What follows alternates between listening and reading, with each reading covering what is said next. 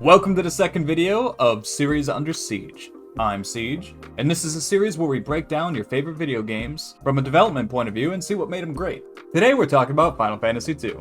While the first Final Fantasy saved Square from bankruptcy, Final Fantasy II had an equally large challenge, proving the first game was not a one-hit wonder. The sequel didn't just copy the original formula, it introduced new systems and a deeper story that took this RPG series into a bold new direction. But wait! Before we dive in, I want to tell you all about a project I'm working on at FireCastleStudios, a gaming studio I founded in April 2024. We're creating EclipseOfEons, an epic RPG with deep stories and immersive environments. If you're a fan of classic RPGs, much like Final Fantasy, you'll love what we're building. Check out our development journey at FireCastleStudios.com or EclipseOfEons on any of their socials. Now let's go back to 1988 when Final Fantasy II launched and when I was born. After the success of Final Fantasy, Square moved to an expensive office in Ginza, Tokyo, only to downsize to Okachamachi due to high rents. Despite these challenges, the team, led by Hironobu Sakaguchi, grew more confident. The stakes were high. Final Fantasy II needed to prove the studio's survival wasn't a fluke. Square took a risk by pushing the game's mechanics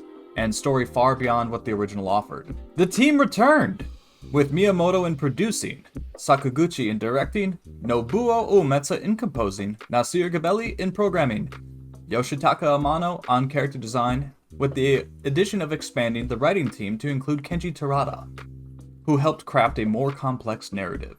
The deeper storytelling would become one of Final Fantasy II's defining features. That wasn't all. This time, they introduced a radically new leveling system that would define Final Fantasy II apart from its predecessor. Instead of earning experience points like in most RPGs, characters improved using specific skills in battle. Attack more often, you get stronger. Use magic more frequently, your MP goes up. It was bold, but not without its flaws. While the budget increased slightly, Final Fantasy II still operated within strict constraints. Square was focusing on maximizing every resource, which forced the team to innovate both mechanically and narratively. The biggest change was the story. This time, we followed the characters Firion, or Cheeks in my game, Maria, Guy, and Leon. The narrative was more personal and focused on themes of rebellion, betrayal, and loyalty. Unlike the original, where you control generic heroes, Final Fantasy II brought depth to its cast.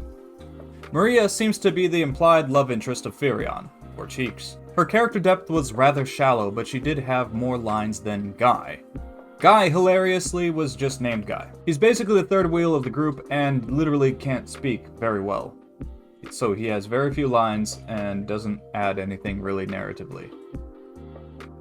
One could argue Paul had more of an impact on the story than Guy did, despite being there in every single battle. That said, in my playthrough, he actually did save an entire run. In Leon, he disappears early in the game, only to return as the villain in the late story, by which point, let's be honest, he wasn't much help. The rotating fourth character slot throughout the game was interesting, but inconsistent party members made strategic planning harder.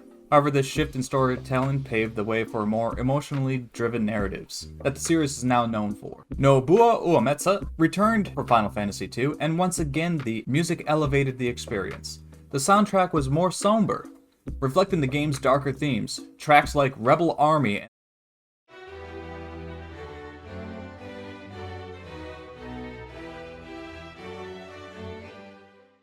and the overworld theme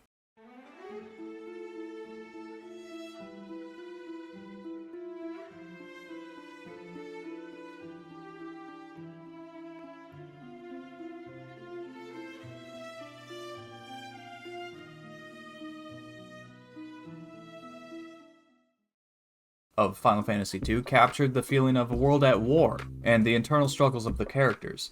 Uematsu's ability to match the tone of the narrative with his compositions became a hallmark. Yoshitaka Amano's art continued to define the series, but in Final Fantasy II the visuals became more nuanced. The character designs were darker, more complex, matching the mature themes of the story. The environments felt larger, and the sprite work was more detailed, showing how much the team had grown since the first game. Amano's art gave the characters depth, adding to an emotional weight to the story. Fan reception in Japan was mixed. While many loved the deeper stories and characters, the new leveling system divided players. The system was innovative but could feel punishing if you didn't engage it correctly. Despite the criticism, Final Fantasy proved that the series was willing to take risks a trait that would define the franchise moving forward. The leveling system was Final Fantasy II's most controversial innovation. Characters improved based on the actions they took in battle. Swinging swords increased your damage with swords. Getting hit boosted HP. Using magic raised MP. While the system was ambitious, it wasn't very intuitive, and often led to unbalanced character development.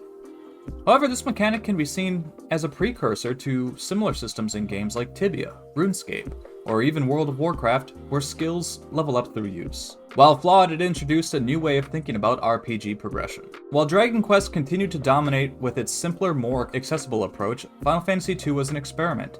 It didn't have many direct comparisons in the genre at that time, but its bold changes set it apart and helped shape what RPGs would eventually become. So what made Final Fantasy II great? It was the willingness to innovate, in my opinion.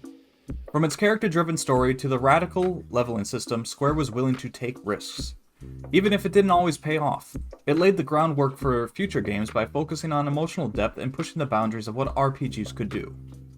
The experimentation with mechanics, though controversial, has had a lasting impact, influencing future RPGs and evolving the genre. So that's it. I told you it was going to be a short one. That's Final Fantasy II.